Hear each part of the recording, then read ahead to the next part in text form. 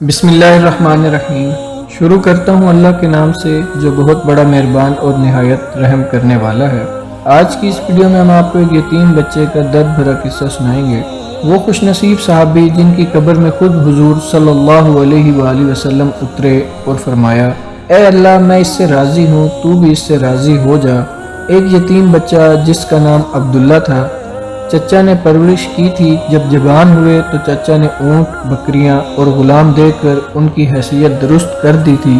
عبداللہ نے اسلام کے متعلق کچھ سنا اور دل میں توحید کا شوق پیدا ہوا، لیکن چچا سے اس قدر ڈرتے تھے کہ اظہار اسلام نہ کر سکے۔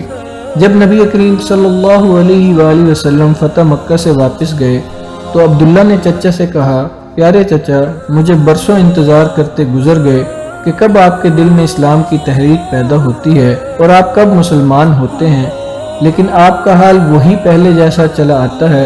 میں اپنی عمر پر زیادہ اعتماد نہیں کر سکتا، مجھے اجازت دیجیے کہ میں مسلمان ہو جاؤں۔ چچا نے جواب دیا، دیکھ، اگر تو محمد صلی اللہ علیہ وآلہ وسلم کا دین قبول کرنا چاہتا ہے تو میں سب کچھ تجھ سے چھین لوں گا، تیرے بدن پر چادر اور تہمت تک باقی نہ رہنے دوں گا۔ اس پر عبداللہ نے جواب دیا، چچا جان، میں مسلمان ضرور بنوں گا اور حضرت محمد صلی اللہ علیہ وآلہ وسلم کا اتباع قبول کروں گا۔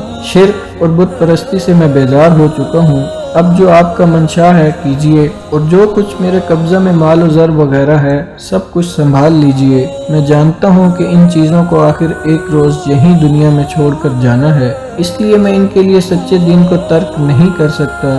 عبداللہ نے یہ کہہ کر اپنے کپڑے وغیرہ چچا کو دیے اور ماں کے پاس چلے گئے۔ ماں دیکھ کر حیران ہوئی کہ کیا ہوا۔ عبداللہ نے کہا، میں مومن ہو گیا ہوں، نبی کریم صلی اللہ علیہ وآلہ وسلم کی خدمت میں جانا چاہتا ہوں، ستر پوشی کے لیے کپڑے کی ضرورت ہے، مہربانی فرما کر دے دیجئے۔ ماں نے ایک کمبل دیا اور آپ نے آدھے کمبل کو تہمت بنا لیا اور آدھا اوپر کر لیا اور مدینہ کو روانہ ہو گئے۔ علی صبح مسجد نبوی میں پہنچ گئے اور مسجد میں آن حضرت صلی اللہ علیہ وآلہ وسلم کے انتظار میں بیٹھ گئے۔ نبی کریم علیہ السلام جب مسجد مبارک میں آئے، اسے دیکھ کر پوچھا کہ کون ہو؟ کہا، میرا نام عبدالاعضیٰ ہے، فقیر و مسافر ہوں، عاشق جمال اور طالب ہدایت ہو کر در دولت آ پہنچا ہوں۔ نبی کریم صلی اللہ علیہ وآلہ وسلم نے فرمایا، تمہارا نام عبداللہ ہے، تم ہمارے قریب ہی ٹھہرو اور مسجد میں رہا کرو۔ عبداللہ اصحاب صفا میں شامل ہو گئے۔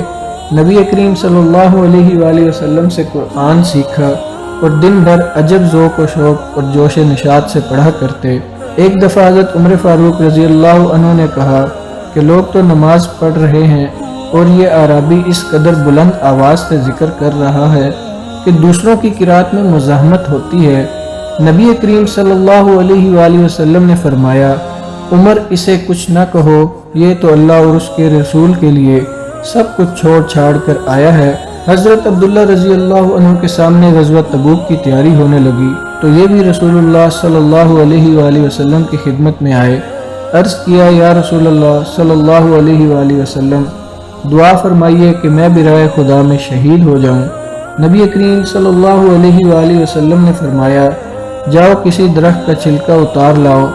عبداللہ لے آئے تو نبی کریم صلی اللہ علیہ وآلہ وسلم نے وہ چھلکا ان کے بازو پر باندھ دیا اور زبان مبارک سے فرمایا، الہی میں کفار پر اس کا خون حرام کرتا ہوں۔